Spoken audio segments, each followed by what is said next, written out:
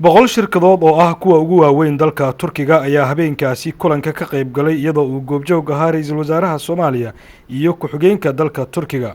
ganacsato fara badan oo Soomaaliyeed oo isaga kala yimid guud ahaan dalka Soomaaliya oo horkacaysay rugta ganacsiga Soomaaliyeed ayaa iyana kulanka wada qaatay. Waxa kulanka soo qabanqaabiyay xafiiska ganacsiga safaaradda Soomaaliyeed ee dalka Turkiga.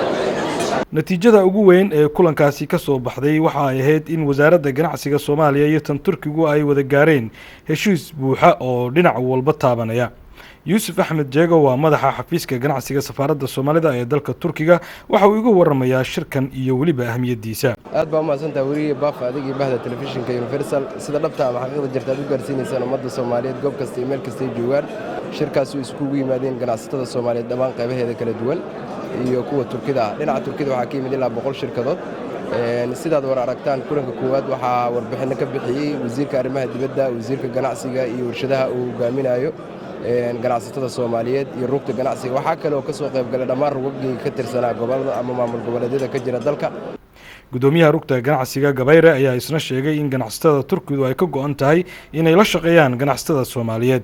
Turkiduna waxay aad diyaar ugu yihiin inay la maalgashtaan ganacsatada Soomaaliyeed jaanisada Soomaaliya ka jira. barnaamijkaas ugu dambeystiin labada wasaaradood ee wasaaradda ganacsiga Turkiga iyo Soomaaliya ee heshiis halkaas ku wada saxeexeen. horena ay u kala saxeexdeen labada jambar daag iyo jambar kumarsiga Soomaaliyaba. heshiiskaas ka horeeyay 2 bilood ka hor. waxaan rajaynaynaa marka inuu wax iska bedeli doono insha Allah hadii la yiraahdo habka businesska ee Turkiga iyo Soomaaliya ka dhaxeeya. waxaana bilaaban doona linearies toos ah oo badeecadaha ka qaadi doona Turki toosna u geyn doona Muqdisho. dhismooyinka iyo warshadaha oo iskaashan doona iyo xoolaha dhoofintooda iyo beeraha iyo kalluumaysiga. dhanka kalena Soomaaliya intii ay burbursaneed waxa aad u dadaalay ganacsatada oo wadanka ka fuliyay baahida dalka iyo dadkuba ay u baahnaayeen sida isgaarsiinta iyo duulimaadyada. injineer Cabdulqaadir Cabdidiini waa madax ka tirsan shirkadda Nation Link oo isna shirka joogay waxa uu iga waramayaa kaalinta isgaarsiinta iyo shirkan miradhalkiisa. anigu waxaan isleeyahay isgaarsiintu waa sidaad sheegtay laakiin ganacsiga guud ahaanba heshiiskan ama arrinka meesha ka dhacay wuxuu tilmaamayay in ay sameeyaan ganacsatada Turkiga ay dalka dib u maalgashadaan oo ay yimaadaan oo ay xoojiyaan horumarka dalka qayb ka noqdaan. Soomaaliya shirkadaha jooga kaliya kuma filna. haddii la yiraahdo maalgelintu shaqo abuur badan ay keentaa, horumarkay keentaa, jidadka iyo dekedaha eerboorada iyo dhaqaalaha dhan oo kobca.